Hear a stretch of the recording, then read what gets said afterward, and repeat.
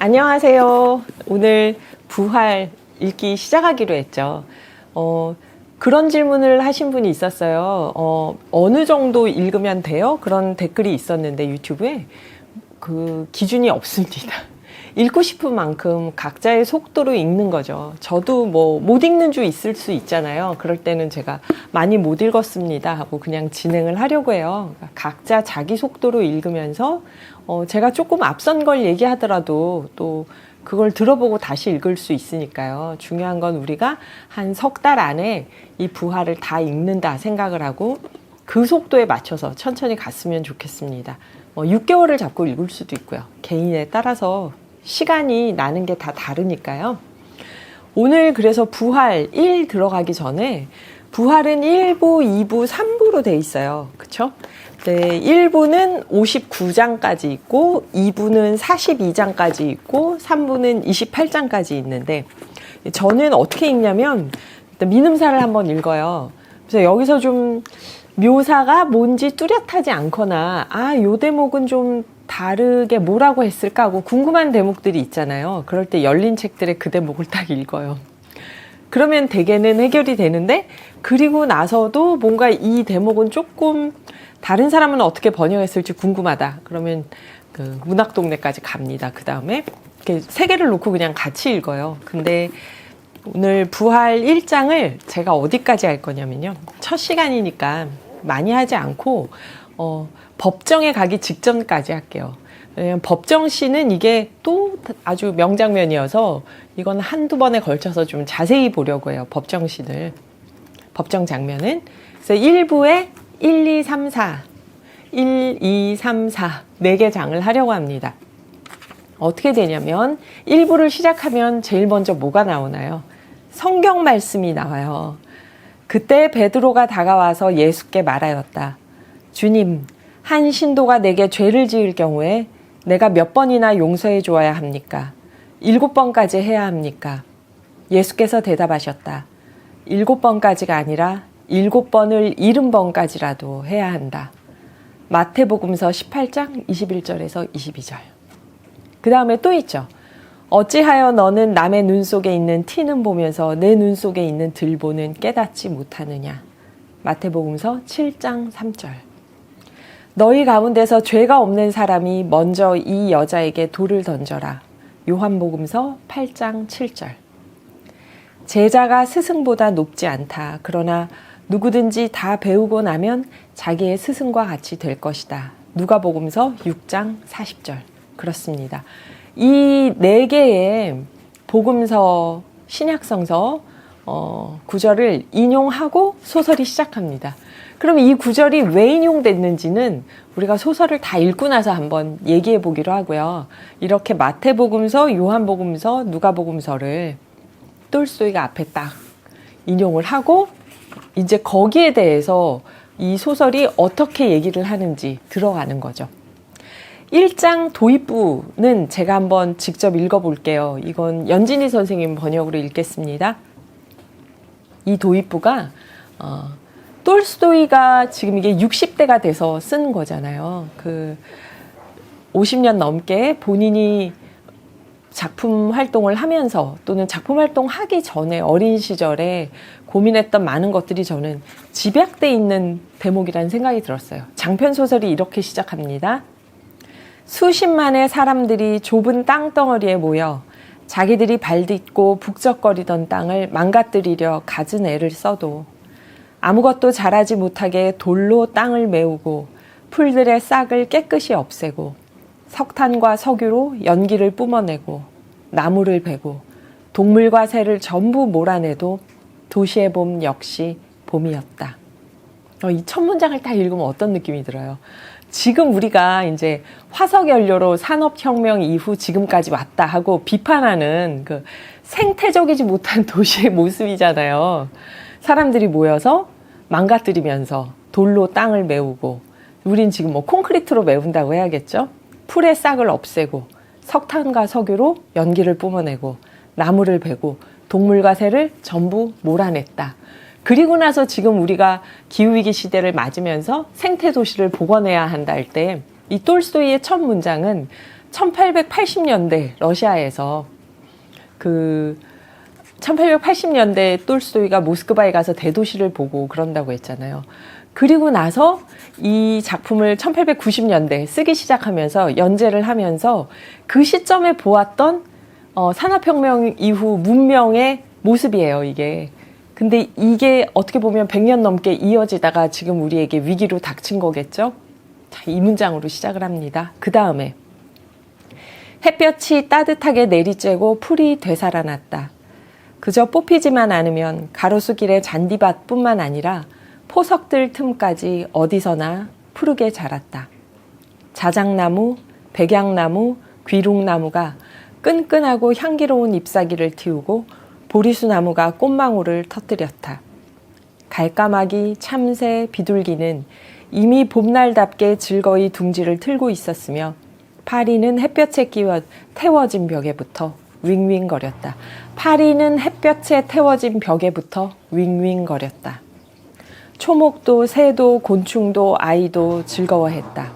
그러나 인간은, 다 자란 어른들은 계속 자신과 서로를 속이고 괴롭혔다.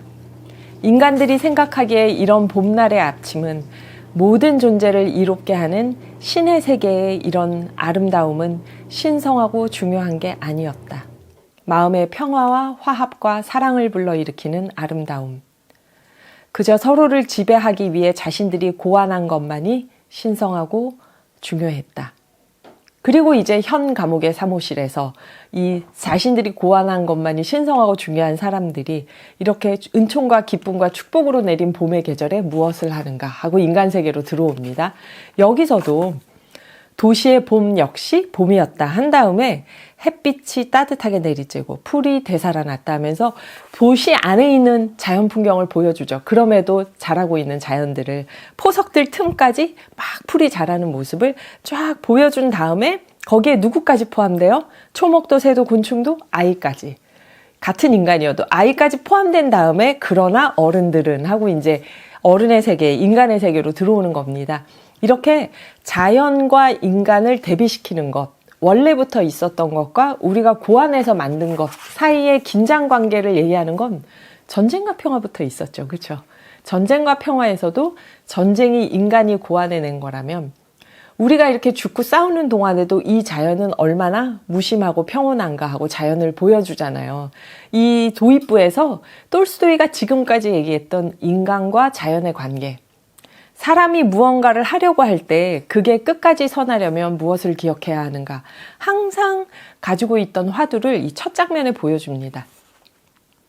그리고 이 첫 장면을 줄거리와 상관없네요 이렇게 읽는 게 아니라 제가 이걸 일부러 천천히 읽자고 한 건요. 언제부턴가 책을 빨리 읽고 많이 읽는 걸 서로 자랑하는 분위기가 됐어요. 물론 빨리 읽고 많이 읽는 건 좋아요. 그리고 빨리 읽는 사람들이 보면 대개는 많이 읽어본 사람들이에요. 그런데 저는 소설과 문학과 문학이 아닌 것의 읽기는 좀 달라야 된다고 생각하거든요. 여러분들이 사회학 서적이나 정치학 서적이나 과학 서적을 읽을 때는 속도를 내도 괜찮아요. 거기서는 요점 정리하고 줄거리 파악하고 핵심 요약하고 하면서 쭉쭉 나가서 머릿속에 끝나고 나면 논리 구조가 딱 서 있어야 돼요. 그쵸? 그게 잘 읽은 책이에요. 근데 소설은 읽고 나서 줄거리를 딱 요약하는 거 저는 그게 가장 소설을 망치는 독법이라고 생각을 합니다. 줄거리를 물어보면 할 수 없어서 마지못해 얘기를 하지만 진짜 소설 읽기는 제가 지금 읽은 것처럼 이 한 문단을 가지고 하루 종일 생각해도 돼요. 그리고 이 한 문장을 가지고 야 좋다 하고 하루 종일 느껴도 돼요. 다 읽고 나서 줄거리가 뒤죽박죽이 돼도 괜찮아요. 읽는 과정에서 내가 느끼고 무언가 달라졌던 감정들, 저는 그게 소설에서는 중요하다고 생각을 합니다. 그래서 그렇게 읽자면 1년 넘게 부활을 계속 제가 읽을 테니까 그렇게 읽지 않고 좀 속도를 내더라도 그래도 천천히 읽는 게 뭔지는 한번 느껴보려고요. 그래서 저는 언제부턴가 저도 책을 참 빨리 읽는 사람이었거든요. 근데 소설이 아닌 책은 붙잡으면 막 하루 만에 휙휙 읽죠. 그리고 또 비슷한 주제의 책들을 많이 읽다 보면은 그냥 쭉 넘어가는 대목이 있어요. 그래서 이 저자는 이 대목에서 다른 얘기를 했네 하고 거기서 집중해서 읽고 그러는데 소설은 제가 예전에 읽었고 이미 줄거리를 알고 두 번째, 세 번째 읽는 거지만 다시 읽을 때 시간이 더 걸릴 때가 있어요. 다시 읽으면 더 자세히 보이니까 더 천천히 읽게 돼요. 그게 소설 읽기라고 저는 생각하거든요. 네, 도입부에서 톨스토이 까추샤도 안 나오고 네올류도프도 안 나오고 이거 뭐 그래서 도시 전경이네 하고 빨리 사람 나오는 대로 가자 이렇게 읽지 마시고 이 도입부가 뭘 보여주는지를 느끼면서 가는 게 저는 소설 읽기라고 생각합니다. 그래서 하나 더 얘기하자면 여기서 이제 톨스토이가 옛날부터 얘기했던 인간과 자연의 관계를 압축해서 보여준다면 또 하나는 도스토옙스키하고 톨스토이를 비교하면서 톨스토이는 보여주기의 작가고 도스토옙스키는 들려주기의 작가다. 그런 얘기를 한 적이 있잖아요. 그래서인지 몰라도 도스토옙스키 소설을 영화나 드라마로 하는 경우는 잘 없고 해가지고 성공한 경우가 많이 없대요. 근데 톨스토이는 영화를 하면 실패하는 경우가 없죠. 그리고 뭐 우리나라 춘향전 몇 번 반복하듯이 전쟁과 평화 안나 까렌이나 부활도 반복을 해요. 이 나라 저 나라에서 만들어요. 러시아에서 만들고 영국에서 만들고 프랑스에서 만들고 미국에서 만들고 막 만든다고요. 그게 왜일까? 그게 이 도입부에 들어 있습니다. 한번 다시 보세요. 수십만의 사람들이 좁은 땅덩어리에 모여 자기들이 발딛고 북적거리던 땅을 망가뜨리러 갖은 애를 써도 아무것도 자라지 못하게 돌로 땅을 메고 풀들의 싹을 깨끗이 없애고 석탄과 석유로 연기를 뿜어내고 나무를 베고 동물과 새를 전부 몰아내도 도시의 봄 역시 봄이었다. 디렉팅 같지 않나요? 시나리오에? 이 톨스토이 작품을 읽을 때 여러분이 시나리오 작가라고 한번 상상을 하고 읽어보세요. 우리가 뭐 시나리오 잘 모르고 써본 적도 없지만 그래도 학교 국어 시간에 배운 게 있잖아요. 그리고 솔직히 지난 10년간 우리 모두 책보다 영화나 드라마를 훨씬 많이 봤잖아요. 시나리오 작가가 아니면 내가 드라마 작가라고 생각하고 부활을 읽어보세요. 그러면 아니 이 어르신은 톨스토이용은 영상 매체를 본 적이 없으면서 어쩌면 이토록 영상 매체의 대본처럼 소설을 썼을까 하고 좀 놀라게 될 겁니다. 카메라가 도시의 북적북적대는 모습을 보여주다가 햇볕이 따뜻하게 내리쬐고 풀이 되살아나는 데를 쫙 클로즈업을 해요. 일단 뽑히지만 않으면 가로수길에 잔디밥길, 포석들 틈 어디서나 자라는 풀을 보여줘요. 자작나무, 배양나무, 귀롱나무 쭉 보여주다가 갈가마기, 참새, 비둘기 쭉 다시 뒤로 빠지면서 카메라가 그러다 다시 파리가 햇빛에 데워진 벽에 붙어있는 걸 보여줘요. 그 옆에 초목, 새, 곤충, 아이들이 깔깔깔 노는 걸 보여줘요. 그러다 쭉 빠지면서 그러나 어른들은 하고 도시 전경을 다시 보여줘요. 이게 카메라가 돌아간다고 생각하고 읽어보면은 훨씬 재밌으실 겁니다. 그리고 톨스토이 왜 줄거리하고 상관없는 장면을 여기 왜 이렇게 많이 썼어? 하는 불만이 사라질 거예요. 여러분들이 드라마 연출하는 PD다. 드라마 대본을 쓰는 사람이다 생각하고 보면은 이래서 톨스토이를 비디오의 작가, 보여주기의 작가라고 하는구나.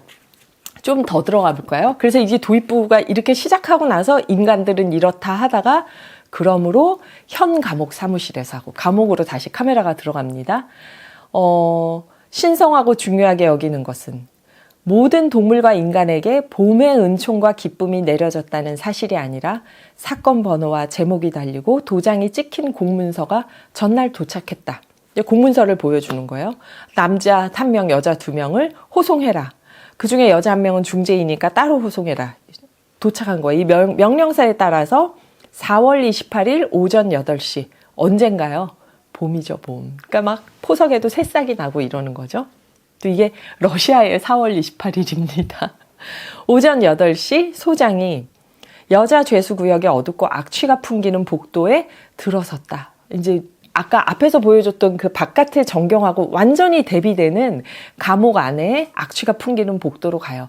19세기 말에 러시아 감옥이었어요. 19세기 말은 뭐 서구나 미국의 감옥도 크게 다를 거 없었어요. 이런 감옥으로 가서 서구는 조금 나았죠. 그래도 유럽, 서유럽은 조금 나았죠. 이거보다. 우리나라에는 또 어땠을까요? 뭐 다르지 않았겠죠. 이 감옥에서 막 햇빛도 안 들고 냄새나고 악취나고 막 이런 감옥 복도로 갑니다. 거기서 감옥 복도로 들어섰다 한 다음에 앞에 여자 중에 중재인을 1명 호송해야 된다고 했잖아요.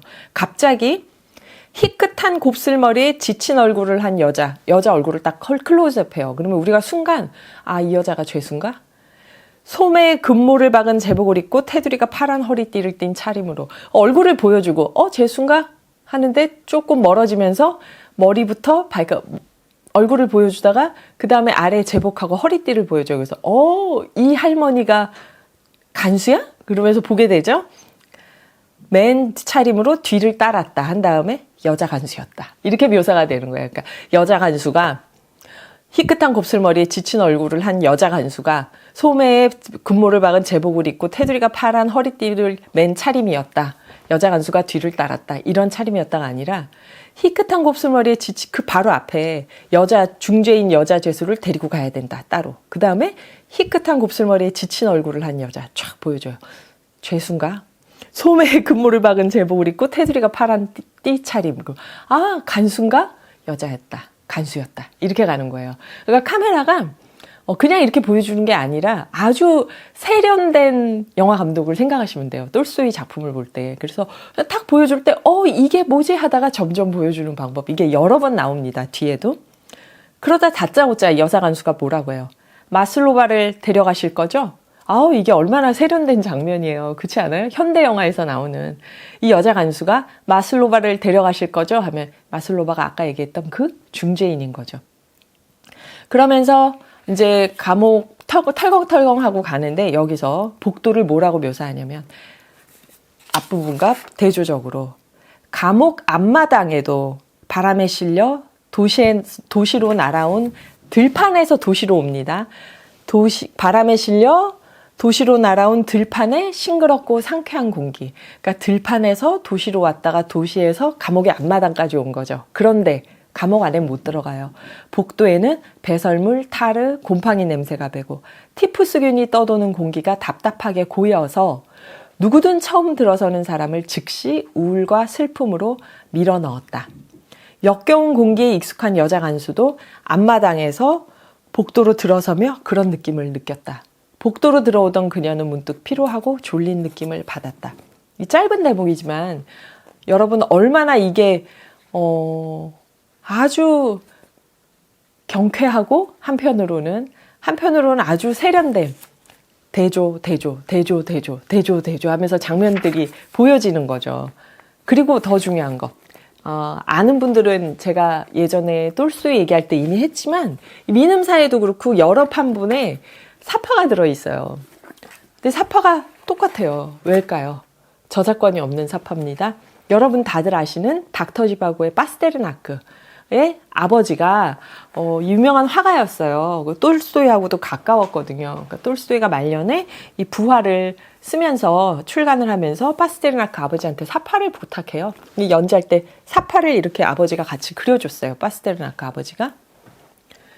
그 파스테르나크 부모님은 똘스토이주의자였어요. 어머니가. 그래서 나중에 혁명 이후에 영국으로 나가고 할 때도 이 영국에 있는 똘스토이주의자들하고 만나서 같이 공동체 생활하고 그러거든요. 그러니까 파스테르나크 가문은 그만큼 똘스토이와 가까웠고 부모님이 똘스토이를 아주 존경하고 어머니는 나중에 똘스토이주의자였다. 그런 얘기예요. 그 사파가 나옵니다. 그러니까 사파도 감상하시면서 천천히 가세요. 서두르지 말고 천천히 가세요. 이거 끝나고 시험 보지 않으니까. 그 다음에 마슬로바가 누굴까요? 거기 마슬로바 빨리 움직여 알겠나? 소장이 문을 향해서 외쳤다. 2분 정도 지나 어떤 여자가 아담하고 가슴이 풍만한 젊은 여자가 하얀 상의와 하얀 치마 위에 회색 할라트를 거치고, 할라트는 뭐라고 해야 되지? 위에 이렇게 휙 두르는 아주 긴 망토 같기도 하고 소매가 달린 망토라고 해야 되나요? 그런 옷인데 다음에 제가 이걸 할라트 하고 검색하시면 사진들이 막 나올 거예요. 다음에 제가 한번 출력해서 보여드릴게요. 할라트를 걸치고 어떻게 나와요? 활기찬 걸음으로 나와요. 이게 뭐야? 죄수가 왜 이래? 활기찬 걸음으로 문을 나와 재빨리 몸을 돌려 간수 옆에 섰다. 간수는 아까 희끗희끗한 머리에 나이 많은 여성이죠. 여자는 리넨 스타킹에 수감자용 털신을 신었다. 머리에 맨 하얀 스카프 밑으로 하얀 상의와 하얀 치마에 회색 할라트를 걸치고 하얀 스카프를 둘렀어요. 안 이쁜 여자도 이렇게 입으면 예쁘지 않겠어요? 이 어두컴컴한 감옥에서 그렇게 나오면은. 화려하지 않다는 뜻으로 이렇게 썼지만 컴컴한 감옥에서 이렇게 하얀 옷에 하얀 스카프를 입은 이렇게 풍만하고 젊은 여자가 나오면은 갑자기 환하게 느껴질 거 아니에요. 그게 마슬로바죠, 지금. 여자는 머리에 맨 하얀 스카프 밑으로 일부러 그런 듯 바퀴처럼 둥글둥글 말린 검은 머리카락이 몇 가닥 드리워 있었다. 벌써 여기서 와, 이 생동감이 확 들죠. 얼굴은 전체적으로 오랜 시간 감금 생활을 한 사람의 얼굴에 나타나는 독특한 흰색을 띠었다. 어떤 색? 지하실에 저장해둔 감자의 싹을 떠올리게 하는 색이었다. 오랫동안 갇혀있다 나온 거예요, 지금. 어제 들어갔다 오늘 나온 게 아니라. 자그마하면서 넓적한 손이며 할라트의 커다란 옷깃 사이로 보이는 하얗고 풍만한 목덜미도 마찬가지였다. 윤기를 잃은 창백한 얼굴에서 반짝이는, 조금 붓기는 했어도 생기가 넘치는 매우 검은 눈동자가 특히 인상적이었다. 한쪽 눈은 약간 사시였다. 이 미인이라고 할 수 있을까요? 미인인데 이렇게 하나하나 쪼개서 묘사하는 걸 읽다 보면 이게 전형적인 미인이라고 봐야 되나 하는 생각이 좀 들죠. 한쪽 눈이 약간 사시였대요. 여자는 풍만한 가슴을 쑥 내민 채 허리를 꼿꼿이 세웠다. 복도에 나오자 고개를 살짝 뒤로 젖히고 간수의 눈을 똑바로 바라보며 어떤 요구든 기꺼이 수행하겠다는 듯한 자세로 멈춰섰다. 자, 내가 뭘 하면 될까요? 딱 멈춰선 거죠.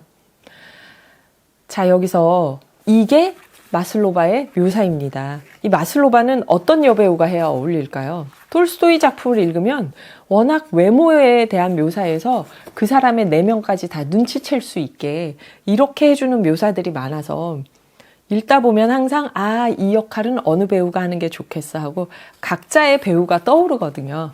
마슬로바는 누가 어울릴까요? 저는 그 미생의 여주인공 있었잖아요. 강소라 씨? 그분이 지금 얼핏 떠올라요. 강소라 씨가 만약에 한국에서 부활을 만든다면 이 역하고 좀 어울릴까? 근데 키가 크니까 아담해야 되는데 강소라 씨 분위기면서 키가 작은 여배우가 누가 있을까 생각을 해보게 되는데요.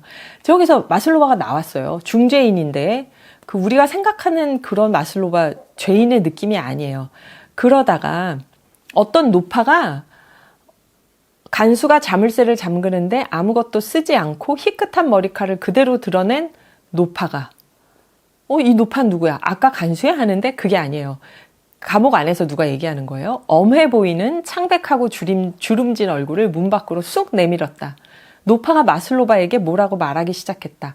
하지만 간수가 문을 닫으며 노파의 머리를 누르자 머리는 사라졌다. 감방에서 여자 목소리가 웃음을 터뜨렸다. 그러자 마슬로바도 빙그레 웃으며 문에 난 격자 창살의 작은 창을 돌아보았다. 맞은편에서 노파가 창에 달라붙어 쉰 소리로 말했다. 다른 것은 다 제쳐두고 쓸데없는 소리만 하지 마. 한쪽으로만 밀고 나가? 그러면 돼. 한쪽이든 어디든 지금보다 더 나빠지진 않을 거예요. 마슬로바가 고개를 흔들며 말하니까 소장이 물론 한쪽이지 양쪽으로 갈 수는 없잖아. 날 따라와. 출발. 자, 이러고 출발을 합니다. 이 주고받는 대사도 굉장히 함축적이죠. 뭘까요? 한쪽으로 갈 수밖에 없다. 양쪽으로 갈 수 없잖아. 어차피 너는. 이런 얘기예요. 여기서 제가 좀 이렇게 천천히 읽은 건 꼼꼼히 읽은 건 이 다음도 정말 한 문장 한 문장이 안 읽을 수가 없는데 제가 그래서 오늘 영상을 다 읽으면서 끝낼 수는 없으니까 여기까지만 읽겠습니다. 그런데 여기서 그리고 이제 마슬로바가 감옥에서 나가죠. 나가니까 이제 이 도시에 어때요? 이 도시의 풍경이 나와요. 도심의 풍경이 나오는데 상마차마부 노점상인 여자 요리사 노동자 관리들이 걸음을 멈추고 호기심 어린 시선으로 죄수를 쳐다보았다. 아이들이 무서워하고 겁에 질려서 보고 병사들이 호송하고 있어서 저 여자가 아무 짓도 못하겠지 하면서 안심하는데 봐요. 숯을 팔고 선술집에서 차를 마신 시골 농부가 그녀에게 다가와 성호를 긋고는 1코페이카를 건넸다. 얼굴이 빨개진 죄수가 고개를 숙이며 뭐라고 중얼거렸다. 죄수는 마슬로바죠. 이렇게 한 문장도 버릴 게 없어요. 영화를 만든다면 여기서 어떤 장면을 빼겠어요, 여러분. 그래서 죄수가 자기에게 쏠린 시선을 의식하면서 가는데 그러면 기죽어서 가야 되죠. 그렇지 않습니다. 보세요. 자신을 향한 이런 관심에 즐겁기도 했다. 보통 여자가 아니에요. 마슬로바가. 감옥에 비해 깨끗한 봄의 대기에도 기뻤다.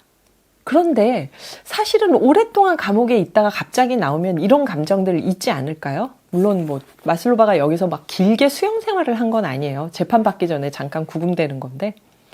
그러나 걷는데 익숙하지 않은 데다가 꼴사나운 죄수용 털신까지 신은 발로 돌길을 걷자니 괴로웠다. 그래서 발밑을 쳐다보면서 어떻게든 좀 더 편하게 걸으려고 애썼다. 그러니까 마슬로바는 여기서 나는 어떤 벌을 받게 될까, 무슨 일이 생길까 이걸 고민하는 게 아니라 여기서 내가 어떻게 걸어야 안 넘어지고 제대로 걸을까 하면서 걷는 거죠.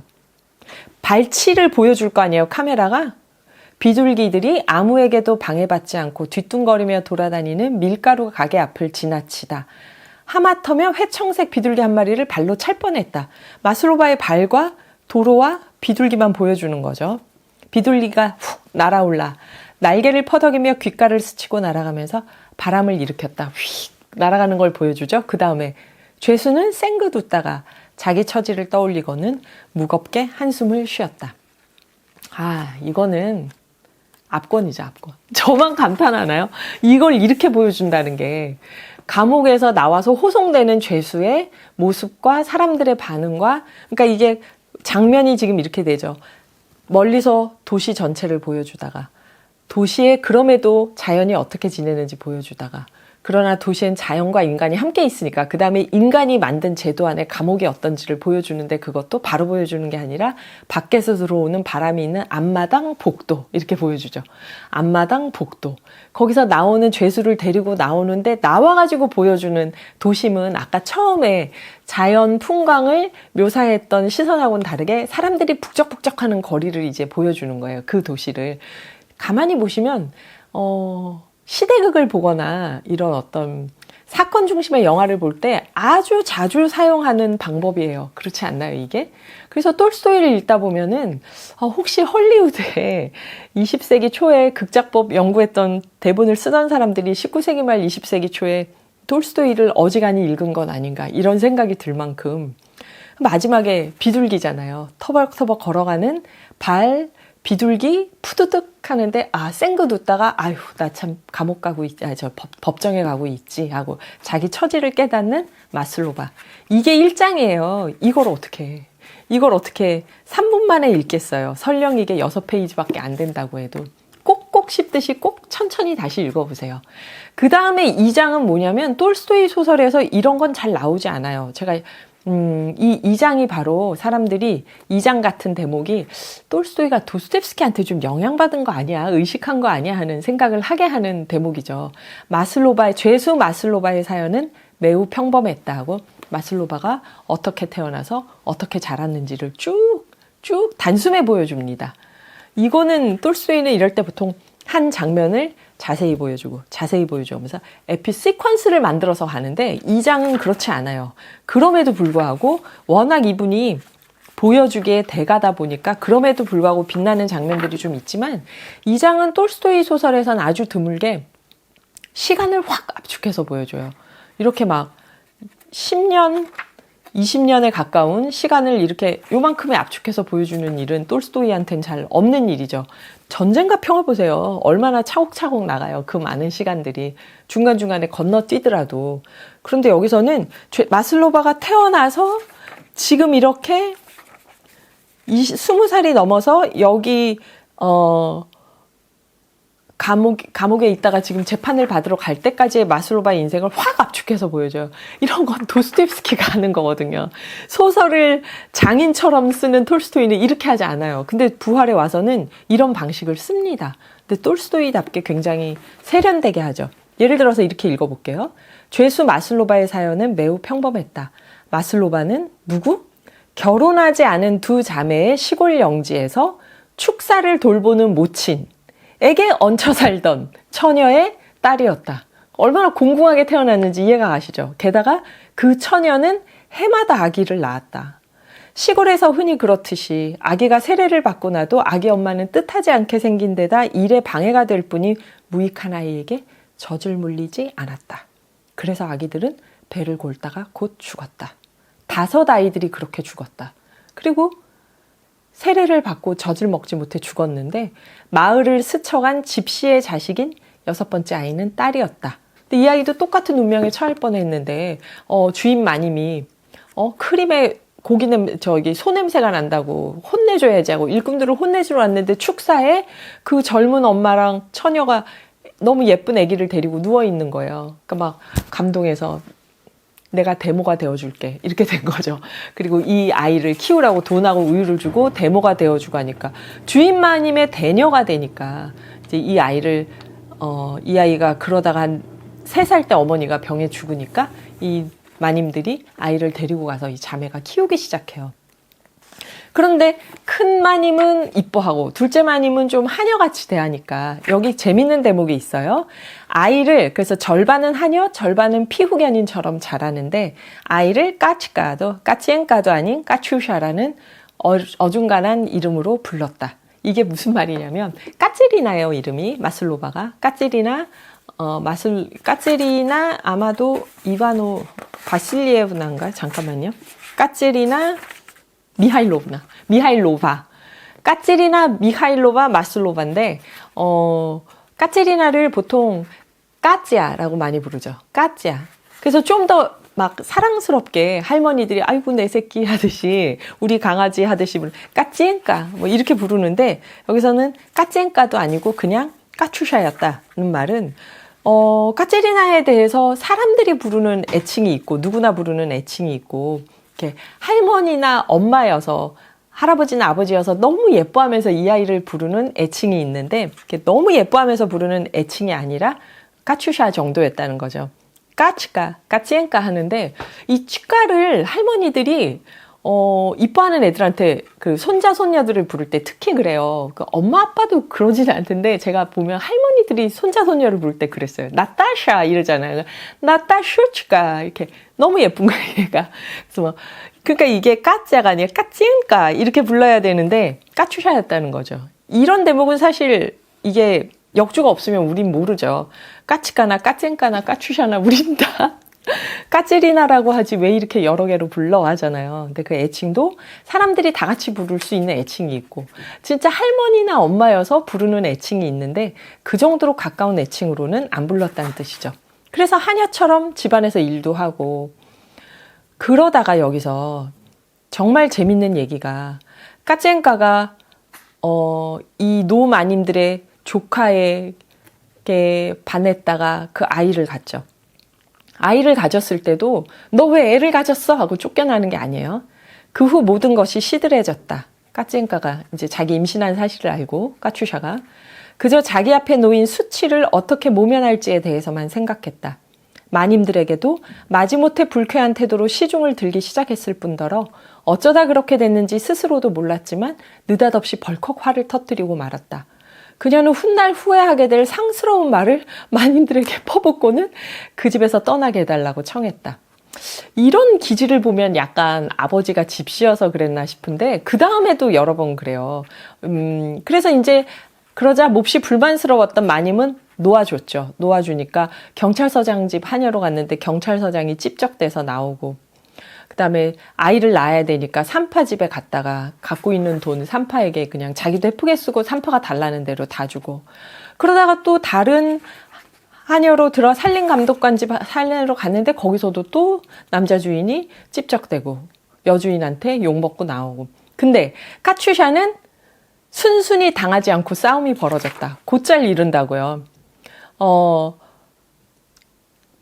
경찰서장이 세게 달려드니까 멍청이니 늙은 암만이 욕설을 퍼붓고는 넘어질 정도로 세차게 밀치고 말았다. 그래 무례하다는 이유로 쫓겨났다. 그러니까 고분고분 막 불쌍하게 당한 게 아니라 이렇게 찝적대면은 대차게 맞서다가 이 권력 관계 때문에 할 수 없이 그렇게 되거나 또 그거를 되고 나서 이제 욕을 먹으면은 거기서도 순순히 당하지 않고 싸움을 하니까 급료도 못 받고 쫓겨나고 그래서 도시의 친척 아주머니 집에 갔는데 작은 세탁소 운영하면서 너도 여기서 같이 일하지 않는데 너무 힘들어 보이니까 그 일은 못한 거예요. 이 대목이 그때 농노 해방이 1860년대에 되고 1880년대 90년대에 페테르부르크나 모스크바 같은 대도시에서 없는 사람들이 어떻게 살았는가를 알 수 있는 직업군이 여기서 정말 많이 나와요. 이 세탁부들이 어떻게 일하는지에 대한 묘사가 있는데, 이 대목을 보면 그 러시아 혁명기에 세탁부들도 참여했던 그 장면들이 떠오르죠. 근데 이 마슬로바가 어떤 직업 소개서에 가서 한 여자를 구하고 하는데, 직업 소개서에서 어떤 마님이 너 우리 집에 와라. 그래서 초대해가지고 갔더니 어떤 남자를 데리고 오냐면, 마님은 다정하게 맞이하며 피로그, 만두예요. 러시아식 만두. 피로그와 달콤한 술을 대접하고는 하녀에게 쪽지를 들려 어딘가로 보냈다. 그랬더니 저녁 무렵에 긴 백발에 희끗한 턱수염을 기른 키 큰 남자가 방에 들어왔다. 긴 백발에 희끗한 턱수염의 키 큰 남자인데, 이 남자 직업이 뒤에 가서 보면 작가예요. 저는 여기서 좀 빵 터졌거든요. 그때 러시아에서 긴 백발에 희끗한 턱수염을 이렇게 기른 키 큰 남자 작가가 누구였을까요? 톨스토이 본인 모습 아닐까요? 이 얘기는 사람들이 잘 안 하던데, 저는 처음부터 이거 읽을 때 자기 모습을 이렇게 집어넣었나 하고 좀 웃었어요. 그 노인은 마슬로바 옆에 다가앉더니 미소를 지으면서 반짝이는 눈으로 희롱을 하니까 여주인이 막 싱싱하죠. 시골에서 온 아이예요. 막 이런 말 하는 걸 들었어요. 마슬로바가. 이게 뭘까 했는데 돈이 아주 많은 작가고, 그러니까 이 남자랑 한번 사귀어봐라. 근데 작가가 마음에 들어하고, 그리고 막 돈도 주고, 자기랑 같이 살 수 있는 집도 마련해주고, 작은 아파트로. 거기서 살면서, 마슬로바가 거기서 살면서 지내는데, 더 재밌는데 뭐. 그녀는 혼자 아파트에 살려고 했지만 허가를 받지 못했다. 파출소장이 말하길 노란 딱지를 발급받고 검사를 받아야만 그렇게 살 수 있다고 했다. 그래서 다시 아주머니 집으로 갔어요. 노란 딱지를 발급받고 검사를 받는다는 뜻이 뭘까요? 그러니까 젊은 여성이 혼자 아파트에서 살 수 있는 건 허가를 안 해줘요. 누구만 허가해 주냐면 성매매하는 여성한테만 허가해 주는 거예요. 그러니까 여기서 톨스토이가 뭐가 합법이고 불법이냐를 아주 날카롭게 꼬집는 거죠. 법과 제도가 모두 성매매를 보호하면서 성매매 여성이 아닌 여성이 어떤 관계를 갖거나 자유롭게 사는 거는 불법이라고 하면서, 결국 그 여성을 성매매의 틀 안으로 집어넣어야 법이 보호해준다는 그런 아이러니를 얘기를 하는 거예요, 여기서. 와, 아까 세탁소 문제요. 건물 전면의 방들에서 창백하고 팔이 앙상한 여자들이 30도쯤 되는 비누거품 섞인 증기 속에서 여름이나 겨울이나 창을 열어놓은 채 빨래하고 다림질하는 징역살이 같은 생활을 이제 애도하는 마음으로 바라보았고, 자신이 그런 징역살이를 할 수도 있었다는 생각에 몸서리를 쳤다. 그 다음에 유곽의 투쟁이가 와서 마슬로바를 꼬드기는 거죠. 근데 마슬로바가 넘어간 대목도 톨스토이가 너무 정확하게 얘기합니다. 나쁜 여자여성가? 그런 것만 아니죠. 마슬로바는 남자들의 찝쩍거림과 잠깐의 은밀한 간통이 뒤따를 하녀라는 굴욕적인 지위를 택할 것인가? 어느 집에 하녀로 가도 성할 데가 없었잖아요. 안전할 데가 없었잖아요. 그런 하녀가 될 것인가? 생활에 어려움이 없는 편안한 합법적 지위와 법의 테두리 안에서 돈도 꼬박꼬박 받는 공공연하고 지속적인 간통을 택할 것인가? 둘 중에 어느 것을 택할 것인가 해서 법의 보호를 받겠다 하고 유곽으로 갔다는 얘기죠. 그러니까 유곽에 있는 여성들을 비난하지만 그렇지 않은 하층 계급 여성들을 사회가 어떻게 대하는가를 너무나 여기서, 그쵸? 까츄샤가 물론 까츄샤가 물론 화려한 옷을 입고 싶고 어떤 드레스든 다 입을 수 있다고 하니까 너무 힘든 일은 하기 싫었지만, 그 너무 힘든 일이라는 게 우리가 봐도 너무 힘든 일이었잖아요. 그 너무 힘든 일을 하면서 까체리나가 또 자기가 안전하다는 보장도 없었잖아요. 어떤 남자가 어떻게 다가올지 모르니까, 힘 있는 남자가. 그래서 그 다음에 한 페이지 반 정도 유곽 생활을 얘기하는데, 와, 이것도 어쩌면 이렇게 짧은 장면에서 시각적으로 빠르게 묘사를 했을까, 이런 거예요.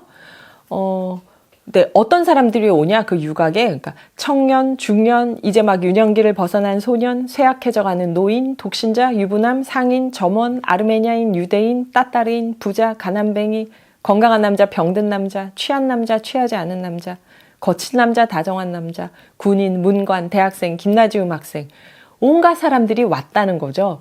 그러니까 유곽을 죄를 짓는 여자들의 공간이라고 본다면 여기에 왔던 이 수많은 남자들은 뭔가요? 똑같이 죄를 진 거죠. 근데 비난을 받는 건 여자만 비난을 받는 거잖아요. 이 도입부에서 와, 이게 왜 20세기 내내 인기 있었을지 알 것 같아요. 안 바뀌었잖아요, 이게. 그쵸? 이게 안 바뀌었다고요. 21세기 초까지 이런 제도와 관습들이 안 바뀌고 있었다고요. 톨스토이의 얘기가 계속 현재형인 거죠. 그러니까 한 100년쯤 지나면 이게 옛날 얘기로 읽힐까요? 갑자기 흥분했는데 제가 이 나열하는 부분을 왜 읽었냐면 이게 또 도스토옙스키의 특징이었어요. 톨스토이는 이런 식으로 열거하면서 퉁치고 넘어가는 일이 없어요.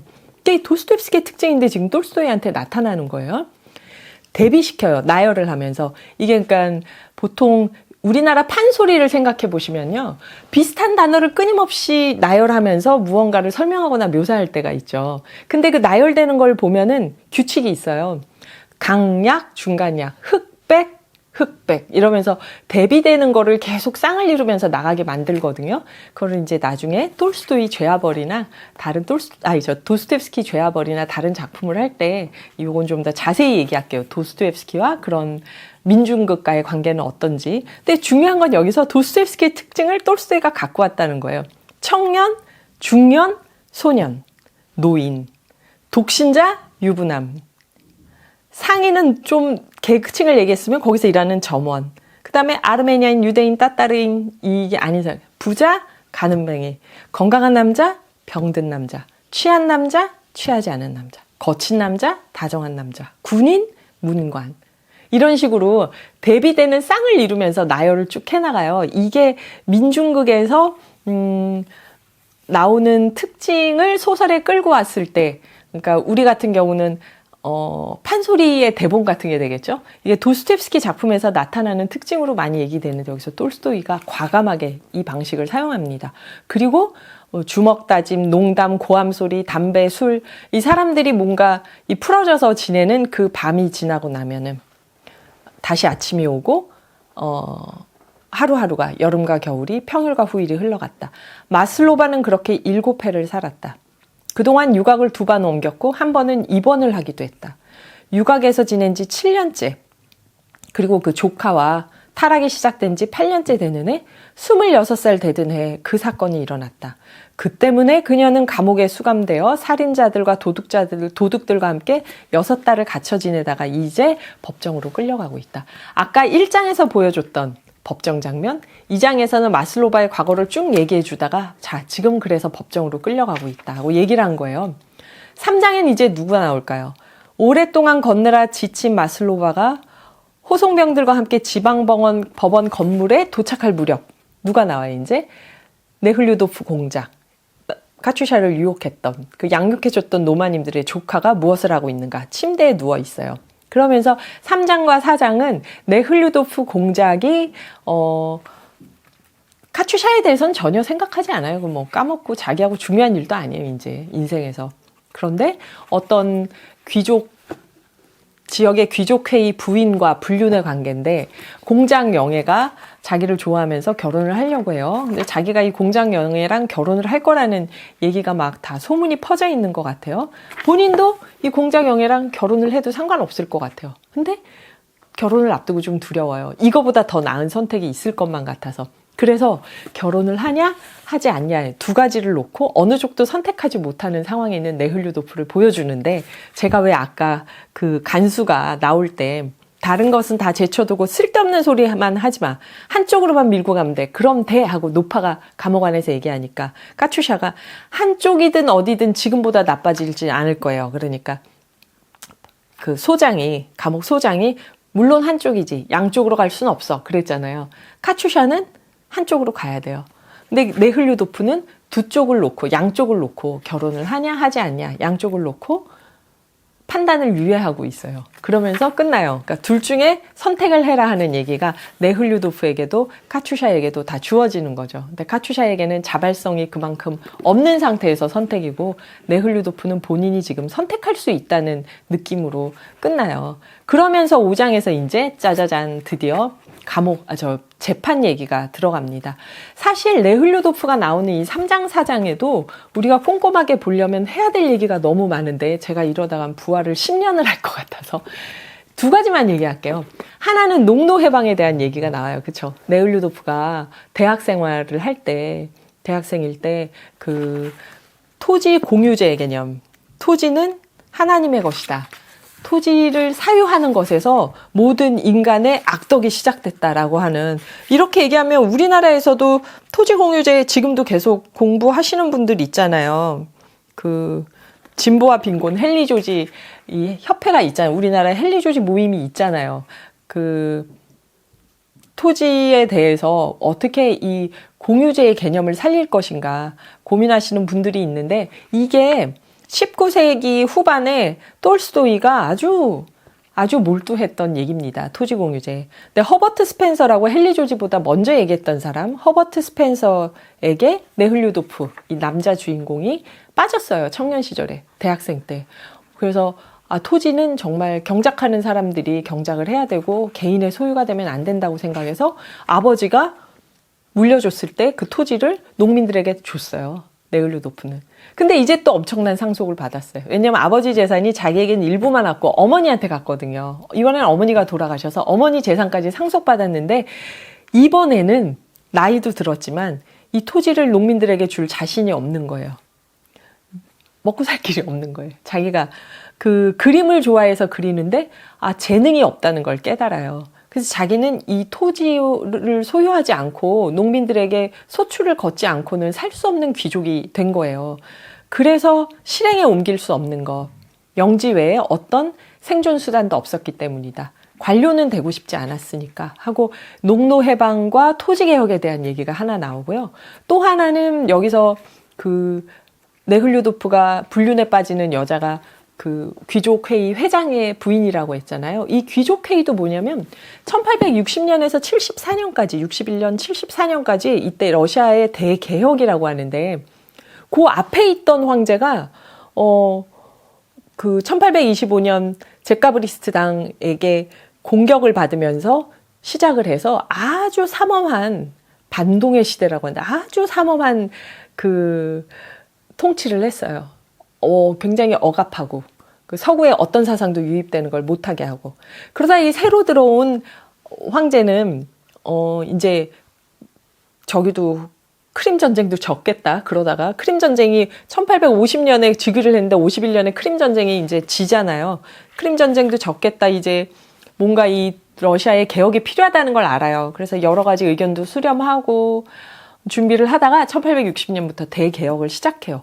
그게 61년 농노개혁, 64년 사법개혁, 그러면서 74년까지 쭉 여러 가지 제도 정비도 하고 개혁을 하는데, 거기서 중요한 게 시작할 때부터 귀족회의를 이제 하도록 했어요. 귀족회의가 뭐냐면 1825년부터 60년까지의 지방 귀족들 중에서 그 중앙 귀족도 그렇지만 자유주의적 사상을 가진 귀족들이 있었다고요. 러시아가 서구에 비해서 낙후돼 있고, 또 러시아 정교 믿음에 비춰봐도 기독교적이지 못한 사회제도를 갖고 있고, 이러니까 개혁해야 된다는 생각을, 낙후된 러시아를 개혁해야 된다는 생각을 하는 귀족들이 귀족회의를 해도 된다고 귀족회의에 어떤 권한을 위임해요. 그 지역 자치의 일부 권한을 결정해서 할 수 있게. 또 그거는 꼭 민주주의에 대한 생각이어서 뿐만이 아니라, 여러분 생각해 보세요. 이 지역에서 농노 해방이 갑자기 돼버리니까 치안도 행정도 이게 전과는 다르고 불안정하게 느껴지니까 귀족들끼리 모여서 결정할 수 있는 귀족회의에 권한을 좀 줬던 거예요, 황제가. 근데 이 귀족회의에 누가 적극적으로 들어갔겠어요? 처음에 자유주의적 귀족들이 적극적으로 들어가서 교육이나 의료나 뭐 철도 같은 교통수단이나 이런 걸로 지역을 이제 더 살기 좋게 만드는데 노력하는 귀족들이 귀족회의에 많이 참여를 했어요. 근데 여기 보면은 그 귀족회의가 그렇게 해서 진행된 지 지금 한 10년, 20년 지난 상태잖아요. 근데 여기 보면은 네흘류도프의 주요 영지가 있는 군의 귀족회장인 이 불륜녀의 남편은 5월 말 열릴 임시지방자치회의에서 학교와 철도 분기선 등 눈앞의 중요한 문제에 대해 반동파의 강력한 반발이 예상되니 반드시 참석해서 지지해달라고 네훌류도프에게 부탁하는 거예요. 그러니까 귀족회의에서 찬반 토론하고 표결을 하는데 이 자유주의적 성향의 귀족들 숫자가 적으면은 이게 반발하는 귀족들한테 이게 어떻게 표결이 날지 모르니까 와달라고 부탁하는 거죠. 그래서 그 상황에 농노개혁, 사법개혁, 또 귀족회의의 모습 이런 것들이 이 3장, 4장 네훌류도프의 모습에서 많이 반영이 돼서 나타납니다. 그러니까 네훌류도프는 고약한 사람이 아니었어요. 그리고 막 특권을 이용해서 누군가를 괴롭히려고 한 귀족도 아니었고 바뀌는 변화를 알고 있었고 거기에 발맞춘 자유주의적 성향의 귀족인데 그거를 자기 삶에서 구현을 하자니 이게 이제 자신 없어지는 시기가 된 거죠. 그 자신 없음 속에서 네훌류도프는 어느 쪽도 선택하지 않고 나는 꼭 여기 보면 나와요. 나는 꼭 비리당의 당나귀 같구나 생각을 해요. 두 건초더미 중에서 어느 쪽으로 가야 될까? 그러니까 건초와 물 사이에서 어느 쪽으로 가야 될지 고민하다가 결국 어느 쪽도 선택하지 못하고 죽는다는 당나귀 얘기가 있는데 자기가 불륜녀와 결혼해야 될 공장영애 상해에서 또 공장영애와 또 결혼하지 않았을 때의 상태에서 결혼을 해야 되는지 안 해야 되는지 더 나은 사람이 있을 수도 있는데 이런 농노 해방을 한 이후 이 토지 경영과 토지 소유와 자기가 계속 토지를 갖고 있어야 되는 것 사이에서 다 결정하지 못하고 어느 쪽을 결정하지 못하고 꼭 내가 비리당의 당나귀 같구나 하면서 이 4장이 끝납니다. 1장, 2장은 카츄샤에 대한 이야기, 3장, 4장은 네훌류도프에 대한 이야기, 그리고 이제 5장 법정에서 시작이 되는 거죠. 이 유명한 법정 장면부터는 다음 시간에 하겠습니다. 한 가지 힌트를 드리면요. 이거를 우리나라 국민참여재판 최근에 생긴 건데 예전에 없었잖아요. 그때 사법을 어떻게 그 민주적으로 개혁할 것인가 하는 개혁 논의에서 보니까 부활을 발표하더라고요. 어느 세미나에서. 그래서 제가 그것 때문에 재밌어가지고 부활을 다시 읽기 시작했어요. 그 자료도 찾아보고 다음 주에 한번 말씀을 드려보겠습니다. 그러면 오늘은 조금 얘기하려고 했는데 그래서 4장만 골랐는데 또 길어졌네요. 이렇게 해가지고 부활을 우리가 언제 끝낼 수 있을까요? 네. 러시아 이름 어떻게 하는지 궁금하다 하시는 분들은 제가 댓글에 링크를 걸어둘게요. 1년 전에 만든 영상이 있었거든요. 그리고 지금 톨스토이와 사회개혁에 대한 얘기하면서 그 제카브리스트의란 얘기 잠깐 나왔는데 그것도 링크에 걸어두겠습니다. 댓글 링크에 두 가지 관련 영상을요. 오늘 부활 1, 2, 3, 4, 1부의 1, 2, 3, 4를 여기서 마치겠습니다. 감사합니다. 다음엔 법정신.